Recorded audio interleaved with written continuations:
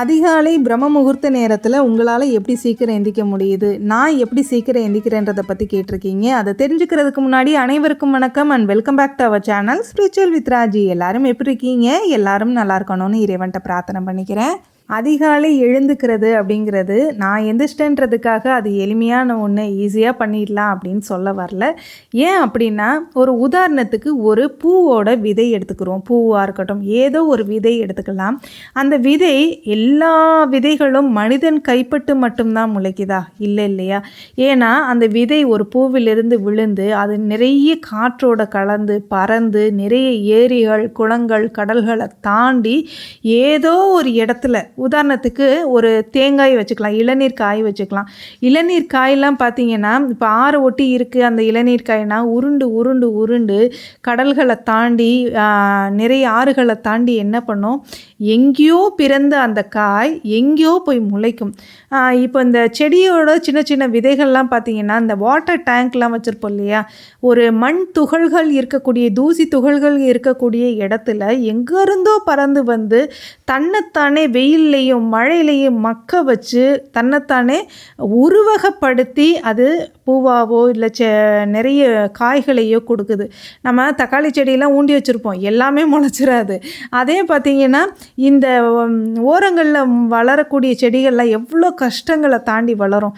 ஓரறிவு கொண்ட இந்த செடிகளுக்கும் பூக்களுக்குமே இவ்வளோ சக்தி இருக்கும்போது, இவ்வளோ கஷ்டப்படும் போது நம்ம ஏன் கொஞ்சம் நம்மளோட வாழ்க்கைக்கு கஷ்டப்படக்கூடாது?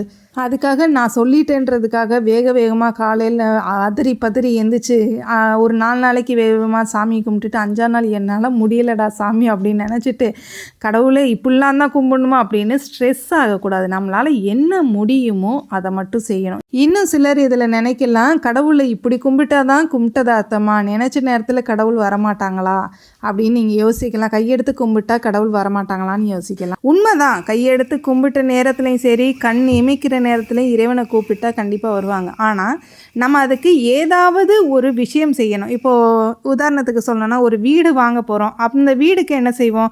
வீடு எடுத்த உடனே வீடு கிடச்சிருமா? ஒன்று செங்கல், மண், நாம் உழைப்பு, பணம்னு அத்தனையும் போட்டு கட்டணும். இல்லை வீடு வாங்க போகிறோன்னா அது அவ்வளோ தேடல்களுக்கு இடையில் நம்ம போய் எவ்வளோ கஷ்டங்கள், அதுக்கப்புறம் நம்மளோட பணம் எல்லாத்தையும் போட்டு நம்ம வீடை வாங்குவோம். இந்த மாதிரி ஒரு விஷயம் நமக்கு நடக்கணும், வெற்றிகரமாக நடக்கணும்னா அதில் சின்ன சின்ன கஷ்டங்களை நம்ம தாண்டி தான் வரணும் இல்லையா? அப்போ தான் இந்த இடத்துல இவ்வளோ கஷ்டங்கள் இருக்குது, இந்த வீடு வாங்கினதுக்கு நான் இவ்வளோ அனுபவப்பட்டிருக்கேன், இந்த இடத்த வாங்குறதுக்கு இவ்வளோ அனுபவப்பட்டிருக்கேன்னு நம்ம நினைக்க முடியும் இல்லையா? அது மட்டும் இல்லை, இப்போ நீங்களாம் பார்த்துருப்பீங்க நம்ம சேனலில் எப்பயுமே பாசிட்டிவ் வீடியோஸ் தான் நான் கொடுப்பேன். பிரம்ம முகூர்த்த நேர வீடியோஸ் கொடுப்பேன், அது மட்டும் இல்லாமல் குக்கிங் எல்லாமே கொடுப்பேன். ஆனால் எனக்குள்ளேயும் சில கஷ்டங்கள் இருக்கும். உதாரணத்துக்கு சொல்லணும்னா, சோமவார விரத நாயகர் நம்ம சிவபெருமான், என்னுடைய சிவாப்பான்னு தான் நான் சொல்லுவேன். அதாவது எனக்கும் ஏகப்பட்ட கஷ்டங்கள் இருந்திருக்கு. இப்போ கூட கஷ்டத்தில் தான் இருக்கேன். எனக்கு அடிக்கடி ஏன்பா இவங்களை கும்புறதுக்காக இவ்வளோ கஷ்டமா, இல்லை இயற்கையாகவே கஷ்டமா அப்படின்னு நிறைய தடவை கேள்வி கேட்பேன். நான் எந்த ஒரு விஷயத்தையுமே தலைக்கு ரொம்ப பாரத்தை கொடுத்து எடுத்துக்கவே மாட்டேன். இப்போ ஒரு கஷ்டம் வருதுன்னா, அச்சோ கஷ்டம் வந்துருச்சு, எனக்கு கஷ்டம் இருக்குன்னு அதை ஷேரே பண்ண மாட்டேன். யார்கிட்டையும் அதை ஷேர் பண்ண மாட்டேன். யார்கிட்டையும் எனக்கு கஷ்டம் வந்துருச்சுன்னா போயிட்டு அந்த பாடம் ஒப்பிக்கிற மாதிரி ஒப்பிக்க மாட்டேன். அதை என்னோடய தலைக்கு எடுத்துக்க மாட்டேன். என்ன பண்ணலாம், நம்மளோட மூடை உடனே டைவர்ட் பண்ணணும், மாற்றணும், எந்த பக்கமாவது நம்ம மாற்றணும், என்ன செய்யலான்ற ஒரு எண்ணம் எனக்கு எழும்பிக்கிட்டே இருக்கும். அதையும் மீறி நீ இவ்வளோ கஷ்டம் கொடுத்தும் நீ தாங்குறேன்னு சொல்லி ஒரு கைகள் வரும் பாருங்கள், அப்படியே கழுத்தை நெரிக்கக்கூடிய அந்த கைகள் இவ்வளோ இது கடந்துருச்சு, என்னடா இது வாழ்க்கைச்சேன்னு சொல்லும்போது அந்த கைகள் உண்மையாகவே காப்பாற்றக்கூடிய கைகள். அகல பாதாளத்தில் நம்ம விழுகும்போது கழுத்தை பிடிச்சி தூக்கக்கூடிய அந்த கைகள் என் சிவபெருமானாகத்தான் இருக்கும். அந்த மாதிரி இது எதுக்காக சிஸ்டர் சொல்கிறீங்க அப்படின்னு உங்களுக்கு தோணலாம். இதெல்லாம் எதுக்காக சொல்கிறேன்னா, நம்ம சகோதரிகள் நிறைய பேர் கேட்குற விஷயம் என்னென்னா, என்னால் இவ்வளோ பூஜைகள் செய்யணும்னு ஆசை இருக்குது ஆனால் முடியலைன்னு சொல்கிறீங்க. ஒரு சிலர் என்ன சொல்கிறீங்க, நான் இந்த மாதிரி பூஜைகள் செஞ்சால் எங்கள் வீட்டில் சண்டை வருது, கணவன் மனைவிக்குள்ளே பிரச்சனை வருதுன்னு சொல்கிறீங்க. எக்காரணத்தை கொண்டும் அந்த பிரச்சனை வர்றதுக்கு நம்ம மட்டும்தான் காரணமாக இருப்போம், கடவுள் காரணமாக இருக்க போகிறதில்ல. ஏன் அப்படின்னா, நம் கணவருக்கு இது பிடிக்குமோ பிடிக்காதோ அதை நம்ம தான் பார்த்துக்கணும். பிடிக்குது அப்படின்னா நம்ம பூஜைகளை எப்பயும் போல் ஆஸ் யூஷுவல் பண்ணிக்கலாம். ஒருவேளை பிடிக்கல அப்படின்னா அவங்க முன்னாடி தயவு செஞ்சு பூஜை பண்ணாதீங்க, அவங்க வீட்டை விட்டு கிளம்புனதுக்கப்புறமா பண்ணுங்கள். இன்னொன்று, நான் இவ்வளோ வேலை செய்கிறேன், அதிகாலையில் எந்திக்கிறேன், உங்களுக்கு எவ்வளோ வேலை செய்கிறேன்றதை அவங்ககிட்ட புஷ் பண்ணிக்கிட்டே இருக்காதீங்க. நம்ம எவ்வளோ வேலை செய்கிறோன்னு அவங்க உணர தான் செய்யணுமே தவிர்த்து நம்ம புஷ் பண்ணி நான் இந்த வேலை செய்கிறேன் அந்த வேலை செய்கிறேன், என்னைக்காக கேட்குறீங்களா, என்னைக்காக பாராட்டுறீங்களா இப்படின்னு நம்ம பேசும்போது அதுக்கு அவங்களுக்கு என்னடா இது எப்போ வீட்டுக்கு வந்தாலும் அதை செஞ்சேன் இதை செஞ்சேன்னு ஒரே பாராயணமாக இருக்கேன்னு தான் நினைப்பாங்களே தவிர்த்து அச்சோ நம்ம மனைவி இவ்வளோ கஷ்டப்படுறான்னு ஒரு சில நேரம் மட்டும்தான் தெரியாது, நம்ம சொல்லி தான் உணர்த்தணுங்கிறது கிடையாது. அடுத்ததாக பார்த்தீங்கன்னா, அதிகாலை எழுந்துக்கிறதுக்கு முதல் நாள் கொஞ்சம் சீக்கிரம் ஒரு 10 மணிக்கு தூங்க பாருங்கள். இல்லை சிஸ்டர் எனக்கு அப்படிலாம் நேரம், அதாவது கணவர் வர லேட் ஆகிடுதுன்னு நினைக்கிறீங்கன்னா உங்களால் முடிஞ்ச வரைக்கும் ஒரு 5 மணிக்காவது தீபம் ஏற்ற முடியுமான்னு பாருங்கள். முடிஞ்ச வரைக்கும்ன்றதை விட அதுவே நமக்கு தொடர்ந்து செய்யும்போது நமக்கு அடுத்து பழக ஆரம்பிச்சிருவோம், நம்மளும் சீக்கிரம் எந்திக்கணும்னு நினைப்போம். தொடர்ந்து செய்ய செய்ய பார்த்தீங்கன்னா இந்த பிரபஞ்சம் நம்மளை தேட ஆரம்பிக்கும். செலக்டிவ் பீப்புளில் ஒருத்தராக நம்ம இருப்போம், தேர்ந்தெடுக்கப்பட்ட ஒருவராக நம்ம கண்டிப்பாக ஒரு நாள் மாறுவோம், நம்பி செய்யுங்க. அடுத்ததாக பார்த்தீங்கன்னா, இந்த காவி பொடியை பற்றி ஒரு சிஸ்டர் கேட்டிருந்தீங்க. காவி பொடினா வேறு ஒன்றும் இல்லை, 2 விதமாக வரும். ஒன்று நைஸாக வரும், ஒன்று பார்த்திங்கன்னா ஒரு மாதிரி பரபரன்னு வரும். பரபரன்னு வர்றது நம்ம கோலம் மாவு மேலே போட்டுறது. இன்னொன்று இந்த மாதிரி பேஸ்ட்டு கன்சிஸ்டன்சியில் நம்ம கலக்கி வச்சுட்டோம் அப்படின்னா அதில் ஃபங்கஸ் ஃபார்ம் ஆகாது, ரொம்ப நாளைக்கு அப்படியே இருக்கும். அதை நம்ம கீழே இந்த மாதிரி தரைகளில் தடவி விட்டுட்டு அதில் கோலம் போடும்போது நல்லா கோலம் டார்க்காக பார்க்குறதுக்கு பிரைட்டனாக இருக்கும். நான் விநாயகர் பெருமானுக்கு செவத்தை ஒட்டி காவி பொடி கொடுத்துட்டு நம்ம கோலம் போடலாம் தான் யோசித்தேன். பட் எனக்கு கொஞ்சம் டைம் பத்தலை. சரி பரவாயில்ல, முன்னாடி ப்ரீ பிளான் பண்ணியிருக்கணும், கொஞ்சம் பண்ண மறந்துட்டேன், இன்னொன்று சில வேலைகளும் இருந்தது, அதனால் பண்ண முடியலை. அடுத்ததாக ஒரு சிஸ்டர் கேட்டிருந்தீங்க, என்ன சிஸ்டர் கைக்கு வரதை உங்களுக்கு என்ன தோணுதோ அதை கோலம் போடுவீங்களா அப்படின்னு கேட்டிருந்தீங்க. உண்மைதான், அந்த நோட்டில் ப்ரீ பிளான் பண்ணி போட்டதெல்லாம் பார்த்திங்கன்னா எப்படியும் ஒரு 8 மாதத்துக்கு முன்னாடி தான் அந்த ப்ரீ பிளான் பண்ணிலாம் போட்டிருந்தேன். இப்போ அப்படி போடுறது கிடையாது. இப்போ பார்த்திங்கன்னா நமக்கு என்ன தோணுதோ அதை அப்படியே போட்டுருவோன்னு சொல்லிட்டு போடுவேன். ரங்கோலி தானே, ரங்கோலியை பொறுத்த வரைக்கும் நம்ம எவ்வளோக்கு எவ்வளோ இழுத்துக்கிட்டு நமக்கு எவ்வளோ க்ரியேட்டிவ் இருக்கோ அதை ஃபுல்லாக நம்ம கொண்டு போயிட்டே இருக்கலாம். என்ன ஒன்று நேரம் தான் பத்துறதில்ல.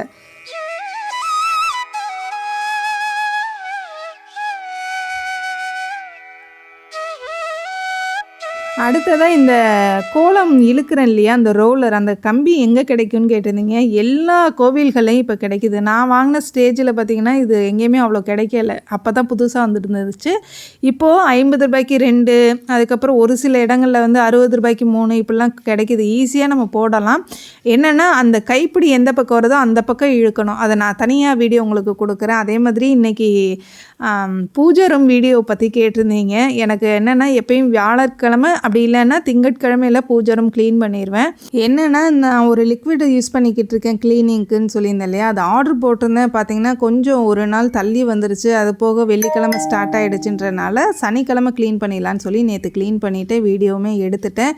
ரொம்ப தெளிவாக அழகாக, கொஞ்சம் லென்த் வீடியோ தான், ஒரு 23-25 மினிட்ஸ்க்குள்ளே உங்களுக்கு நான் கொடுக்குறேன். என்னென்னா எனக்கு வீடியோ ஆர்கனைஸ் பண்ணுறதுக்கு கொஞ்சம் டைம் இல்லை. அதனால் பார்த்திங்கன்னா அடுத்து செவ்வாய்க்கிழமை ஷார்ப்பாக உங்களுக்கு வீடியோ வந்துடும், லாங் வீடியோ வந்துடும். அதில் நீங்கள் செக் பண்ணி பாருங்கள் என்னென்ன சிலைகள் இருக்குது, அவங்களோட விலை பட்டியல் எல்லாமே நான் அதில் சொல்கிறேன். அடுத்ததாக இந்த விநாயகர் பெருமான் எங்கே வாங்கினீங்க, இவர் எவ்வளோ ஹைட்டு அப்படின்னு கேட்டிருந்தீங்க. இவர் 1.5 ஸ்கொயர் ஃபீட், அதாவது 1.5 ஸ்கொயர் ஃபீட் இருப்பாங்க.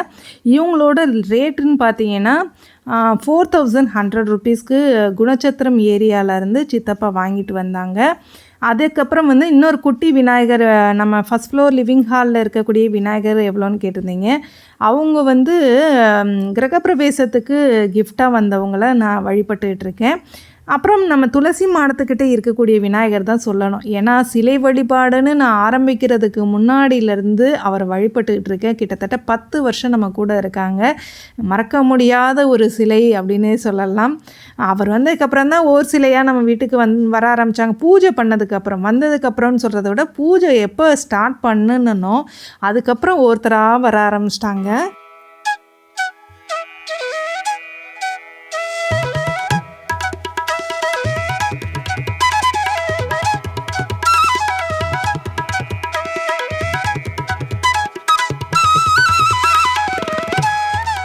அடுத்ததான் லவ்லி மை நேட்டிவிட்டின்ற ஐடியிலேருந்து திவ்யா சிஸ்டர் கேட்டிருந்தீங்க, இந்த பேக்ரவுண்ட் மியூசிக் எங்கேருந்து எடுக்கிறீங்க அப்படின்னு கேட்டிருந்தீங்க. அதாவது யூடியூபர்ஸ்க்காகவே யூடியூப் இந்த மாதிரி மியூசிக்கு நான் ஒரு எப்படி சொல்கிறது, ஒரு எனக்கு தெரிஞ்சு ஒரு 200 மியூசிக் கொடுத்துருக்குறாங்க.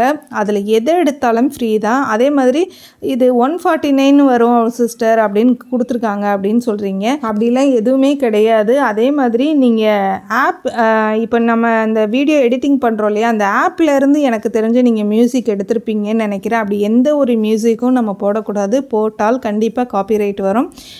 3 காப்பிரைட்டுக்கு மேலே நம்ம வீடியோவில் ஏதாவது அந்த சேனலில் ஏதாவது ஒரு வீடியோ இருக்குது அப்படின்னா கண்டிப்பாக நமக்கு மானிட்டைசேஷன் ஆகாது, பைசாவும் வராது. என்னை பொறுத்த வரைக்கும் யூடியூபர்ஸ் உள்ளே வந்து மானிட்டைசேஷன் வாங்குற வரைக்கும் எக்கச்சக்கமான பிரச்சனைகள் வரும். அதனால் தப்பித்தவரையும் அதாவது எப்படி சொல்கிறதுனா, ஒரு உண்டியலில் சேர்த்து வைக்கக்கூடிய பணம் மாதிரி யூடியூபர்ஸ்க்கு. ஆனால் அதில் ஏகப்பட்ட கஷ்டங்கள் வரும்.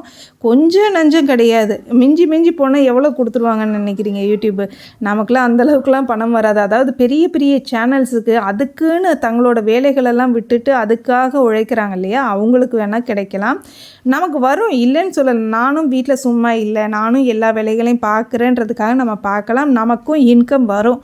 ஆனால் அதுக்கு முன்னாடி ஏகப்பட்ட பொருளை வாங்கி நம்ம விளம்பரம் பண்ணி பார்ப்போம். விளம்பரம்னா நான் இது வாங்கினேன் அது வாங்கினேன்னு சொல்லி பார்ப்போம் அப்படின்னு இறங்கிடாதீங்க. நிறைய செலவு பண்ணிடாதீங்க. அதே மாதிரி ஒருவேளை நம்ம ஃபேமிலியில் இருக்கிறவங்களுக்கு அவங்களுடைய முகத்தை காமிக்கிறது பிடிக்கல அப்படின்னு தெரிஞ்சும் அவங்கள்ட்ட பெர்மிஷன் வாங்கி ஃபேமிலியில் உள்ளவங்களையும் கொண்டு வராதிங்க. எந்த இடத்துல இருக்கிறோன்றதை ஷேர் பண்ணாதீங்க. என்ன சிஸ்டர் இப்படி பயன்படுத்துகிறீங்களே அப்படின்னு நினைப்பீங்க. அப்படிலாம் கிடையாது. யூடியூப்ன்றது ஒரு சேஃப்டி ஆப். நம்மளை வந்து ஒன்றும் செஞ்சிட போகிறதில்ல. ஆனாலும் சில விஷயங்கள் யூடியூப்பில் பார்க்குறவங்க நிறைய பேர் நல்லவங்களாகவும் இருக்கலாம், ஒரு சிலர் கெட்டவங்களாகவும் இருக்கலாம் இல்லையா. அதனால் நான் இதை அவங்கள்ட்ட சொல்லிக்கணும்னு நினைக்கிறேன். அதே மாதிரி அந்த மியூசிக் எப்படி எடுத்தேன், நான் எப்படி ஸ்டார்டிங்கில் வந்தேன் அப்படின்னா, மற்றவங்க வீடியோ பார்ப்போம்ல, வீடியோ பார்க்கும்போது மோருன்னு ஆப்ஷன் இருக்கும். இப்போ நம்ம வீடியோவை நீங்கள் பார்த்துட்ருக்கீங்கன்னா அதில் மோர் அப்படின்னு ஆப்ஷன் இருக்கும்.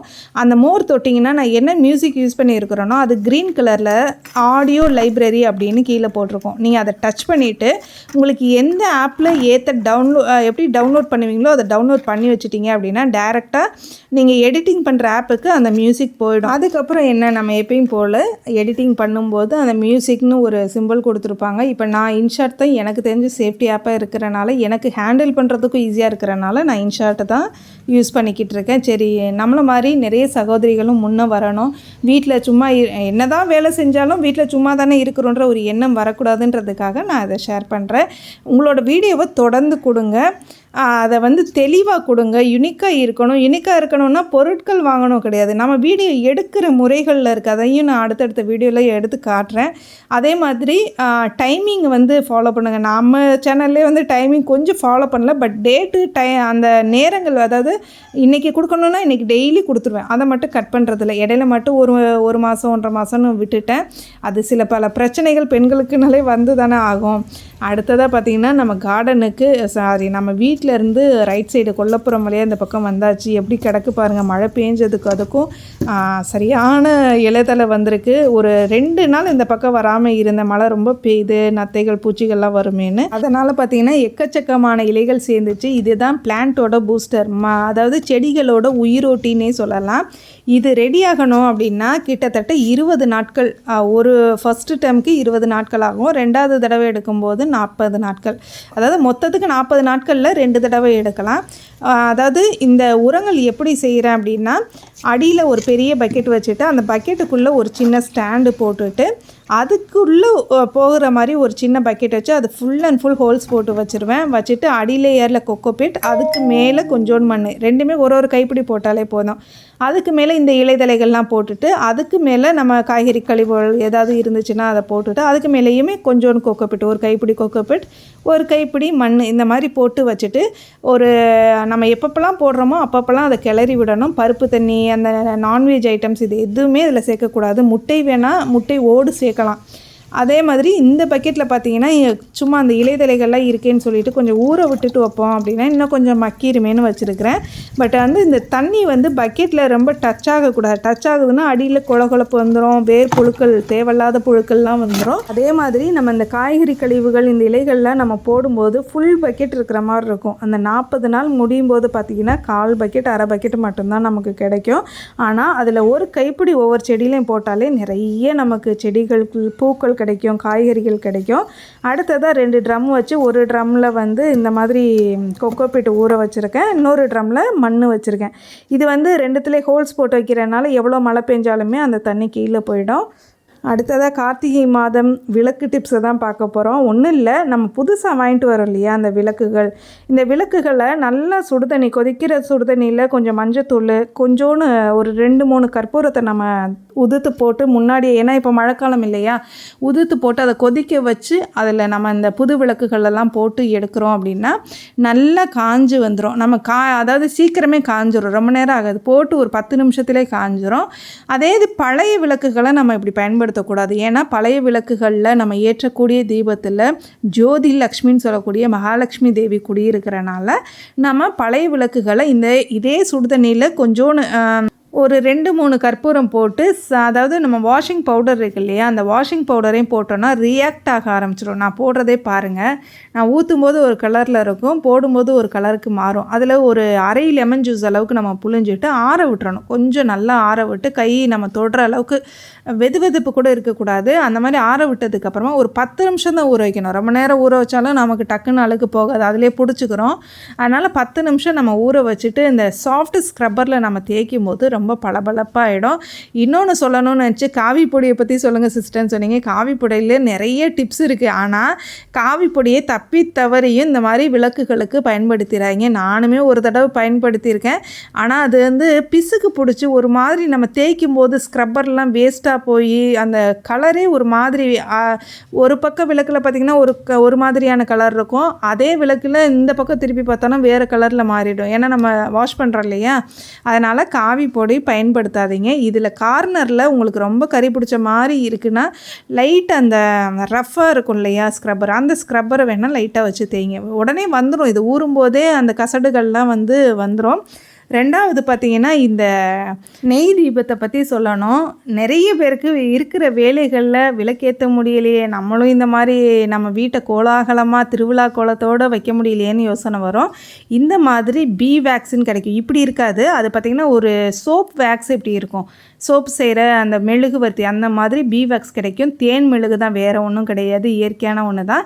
நாட்டு மருந்து கடைகளில் போய் கேட்டிங்கன்னா கிடைக்கும். ஒருவேளை உங்களுக்கு அப்படி கிடைக்கல அப்படின்னா மெழுகுவர்த்தியே எடுத்துக்கோங்க. மெழுகுவர்த்தி எடுத்துகிட்டு அதில் ஒரு 1/4 கப் அளவுக்கு நல்லெண்ணெய் விட்டுக்கோங்க. இல்லை எனக்கு நெய் தீபமாகவே ஏற்றணும்னு நினைக்கிறீங்கன்னா 1/2 கப் அளவுக்கு எவ்வளோ தேவையோ அந்த அளவுக்கு நீங்கள் நெய் ஊற்றிக்கோங்க. நம்ம நெய் தீபமாக ஏற்றின மாதிரியும் ஆச்சு, ப்ரீ பிளான் பண்ண மாதிரியும் ஆச்சு. முடிஞ்ச வரைக்கும் பீ வேக்ஸ் கிடைக்குமான்னு பாருங்கள். ஏன்னா இயற்கையாக நம்ம வந்து பாரம்பரியமாக செய்ய வேண்டியதுன்னு சில விஷயங்கள் இருக்குது இல்லையா, அந்த மாதிரி ஒருவேளை கிடைக்காத பட்சத்தில் இந்த மாதிரி மெழுகுவர்த்தி வச்சு நீங்கள் ப்ரீ பிளான் பண்ணி வச்சுட்டீங்க, மஞ்சள் குங்குமம்லாம் வச்சு முன்னாடியே ரெடி பண்ணி வச்சிட்டிங்க அப்படின்னா டக்குன்னு திருவண்ணாமலையாரை பார்த்துக்கிட்டே தீபத்தை ஏற்ற ஆரம்பிச்சிடலாம். என்கிட்ட வந்து இந்த மாதிரி கீ விக்ஸ் இருக்கிறத வச்சு தான் இந்த மாதிரி செஞ்சு, இதில் குண்டு திரி போடலாம், இல்லைன்னா நம்ம ஒரு திரியை டபுளாக திரிச்சுக்கிட்டு கூட போடலாம். நிறைய பேர் நினைக்கிறோம் 2 திரி போட்டு தான் தீபம் ஏற்றணும்னு, அப்படி கிடையாது. சின்ன சின்ன விளக்குகளுக்கெல்லாம் பார்த்திங்கன்னா ஒரு திரியை அப்படி சுருட்டி டபுளாக நம்ம வச்சுக்கிட்டோம் அப்படின்னா அந்த மாதிரியும் ஏற்றலாம். அடுத்ததாக இந்த மாதிரி ஃப்ளோட்டிங் விக்ஸ், இதை நான் ஷார்ட் வீடியோலையும் போட்டிருக்கேன். ஃப்ளோட்டிங் விக்ஸ் இது 200 திரிகள் இல்லை 300 திரிகள் 200 ரூபாய்க்கு அந்த மாதிரி கிடைக்கும். அதை வாங்கி கூட நீங்கள் தீபம் ஏற்றும் போது எவ்வளோ காற்றடிச்சாலும் அணையாது. நான் இத்தனை வருஷமாக தீபம் ஏற்றிக்கிட்டு இருக்கேன், உங்கள்கிட்ட காட்டிக்கிட்டு இருக்கேன் இல்லையா.